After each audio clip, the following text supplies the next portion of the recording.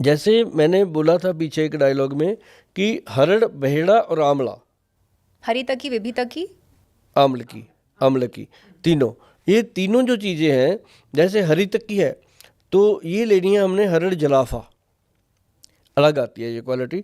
मैं आपको बता भी दूं आज की डेट की बात कि ये पंसारियों के पास मिलती है। अब जो हरड़ होती है वो 200 300 400 रुपये किलो तक मिल जाती है, क्योंकि जो आम पब्लिक है उसको इसी तरह समझाना पड़ता है। और जो हरड़ जलाफा होती है, एक तो उसका साइज़ बड़ा होता है जी, एक उसके अंदर बीज नहीं होता, वो 8,000 9,000 रुपये किलो तक होती है। डिफरेंस देखो, कहाँ 500 400, कहाँ 8 9 हज़ार। तो जो हरड़ जलाफा है वो एक्चुअल डालनी चाहिए 100 ग्राम, और जो बहेड़ा है वो नॉर्मल है, सभी जगह वही है, चाहे वो चंडीगढ़ है चाहे वो केरला है, एक ही है। बहेड़ा जो है वो 200 ग्राम, हरड़ जलाफा 100 ग्राम, बहेड़ा 200 ग्राम, और उसके अंदर आंवला, आंवला जो है वो लेना चाहिए पका हुआ आंवला, ग्रीन नहीं, हरा नहीं, पका हुआ लालिमा में आ जाता है, रेडनेस पे आ जाता है। पका हुआ आंवला, उसका पाउडर, मतलब वो 400 ग्राम, 100 ग्राम, 200 ग्राम, 400 ग्राम, 1 2 का 4, 1 2 एंड 4 का फार्मूला है ये त्रिफला का। इसका एक चम्मच छोटे वाला, जिसकी उम्र 16-17 साल से ऊपर हो गई है, 100 साल तक एक चम्मच वो डेली ले सकते हैं, और महीने में 20 दिन खाना, 10 दिन छोड़ दें, ताकि हमारी बॉडी उसकी यूज टू ना हो।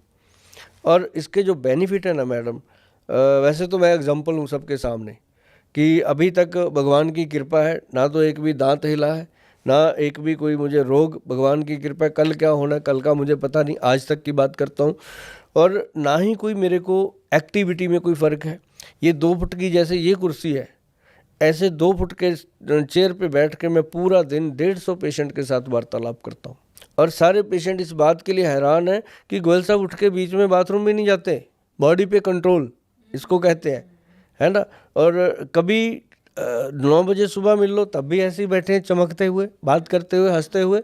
रात को 10 बजे आके मिल लो तब भी ऐसे ही हैं। ये एग्जाम्पल क्यों दे रहा हूँ कि ये जिंदा एग्जाम्पल है आप सबके सामने कि आंवले का और बहेड़े का और हरड़ का ये कमाल है। और मैं मैडम एक बार टॉयलेट में जाता हूँ सुबह, क्लियर, एक ही बारी में सारा। हाँ, 1 टाइम में।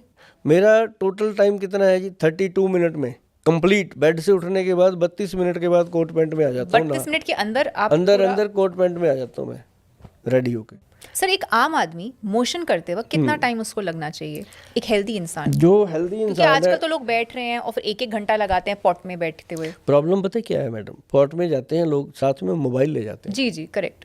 और सबके कहीं ना कहीं पंगे हैं, किसी न किसी का लेना देना होता है, वो वहीं बैठ के निपटाता है। कई लोग सुबह सुबह अपने ऑफिस के काम निपटाने बैठ जाते हैं, कईयों की फ्रेंड सर्कल है, गर्ल फ्रेंड, बॉय फ्रेंड, ये सब उस पर होता है। तो उसके चक्कर में ना जी लोग हेल्थ भूल जाते हैं, और कई बार टॉयलेट हो चुका होता है, क्लियर हो चुके होते हैं, 20 मिनट वैसे ही मेरे को बताते हैं आके कि सर हम भूल ही जाते हैं। कैसे भूल सकते? हाँ, तो सर ये ऐसा चल पड़ता है, मोबाइल कहते हैं हम ही भूल जाते हैं कहाँ बैठे हैं। मैं कभी ऐसा तो नहीं है कि उठ के बाहर आ जाते हो ऐसे ही। कहते नहीं, वो तो फिर पजामा निकल जाता है ना। तो मतलब बड़े ऐसे आते हैं, लड़कियां बहुत आती हैं, लड़के तो आते हैं, लड़कियां बहुत ऐसी आके मुझे बोलती हैं कि सर ऐसा हो जाता है, जबकि फ़ोन कभी भी रसोई में और बाथरूम में जाना ही नहीं चाहिए, इवन टू बेडरूम में भी नहीं जाना चाहिए फ़ोन। अभी भी मैडम आप मुझे कभी देखोगे ना, जब भी लंच, सारे पेशेंट मेरे जानते हैं, लंच टाइम मैं नीचे दरी बिछा के खाना खाता हूँ। अच्छा। ज़मीन पे मैं मैडम उकड़ू बैठता हूँ, जबकि मेरे घर में सीट इंग्लिश है, उसके ऊपर चढ़ के बैठ जाता हूँ। अच्छा, बाथरूम करते हाँ, टॉयलेट करते वक्त सीट के ऊपर चढ़ जाते हैं, सीट वो दूसरी लगाई हुई है, इंग्लिश इसलिए लगाई है कि घर में बड़े भी हैं, सब है। तो मतलब कहने का कि एक तो ये इंसान को कुकड़ू बैठना चाहिए दिन में। अब जैसे आप पॉडकास्ट कर रहे हैं, अगर भाई मौका मिल रहा है, पॉडकास्ट खत्म हो गया, उठ के नीचे बैठ जाओ 2 मिनट, पाँव के बाहर पे, है ना, पैरों पे बैठ जाओ, कौन पूछने वाला। तो दूसरा, इंसान को जब भी खाना खाना है तो वो ज़मीन पे कपड़ा बिछा के बैठ के खाए। बेडरूम में बेड पे कभी खाना नहीं खाना चाहिए मैडम। मैं मानता नहीं था ये बात, मैंने खाया काफ़ी देर पहले। तो मुझे एक विद्वान थे, ज्योतिषी भी थे, वो मेरे पेशेंट भी रहे हैं, वो आए तो मेरे से दवाई लेने थे खुद, पर उन्होंने मेरी फेस रीडिंग लेते हुए कहा, कहते गुल साहब आप बेडरूम में बैठ के बेड पे बैठ के खाना खाते हो, तो कहते अच्छा ऐसे करना, 20 दिन मेरे कहने से ज़मीन पे चटाई बिछा के और आगे पटड़ा रख के लकड़ी का, उसके ऊपर थाली रख के खाना खाना, चप्पल उतार के, जूते उतार के, बैठ के आराम से खाना खाना। वो कहता खाने का जो टाइम है आपका वो 15 मिनट होना चाहिए, चबा चबा के खाना है खाना, पानी की तरह। कहते मैं कहता हूँ रोटी को पियो, पानी को खाओ। मैं कहा यार ये क्या उल्टी बात कर रहा है। उस दिन समझ में आई ना बात। कहता खाने को इतना चबा दो वो पानी जैसा हो जाए पेट में जाते फिर तो जाते। कॉन्स्टिपेशन की प्रॉब्लम ही हाँ, नहीं। कहता पेट आपका एक्सरसाइज करेगा ही नहीं। पानी को कहता मुंह में डाल के ऐसे उसको चबा के कहता लेके जाओ। क्यों? क्योंकि हमारे मुंह का जो सलाइवा होता है वो पानी में मिश्रित हो जाता है, वो भोजन को पचाने में और इंटेस्टाइन को क्लियर करने में मदद करता है। ओके।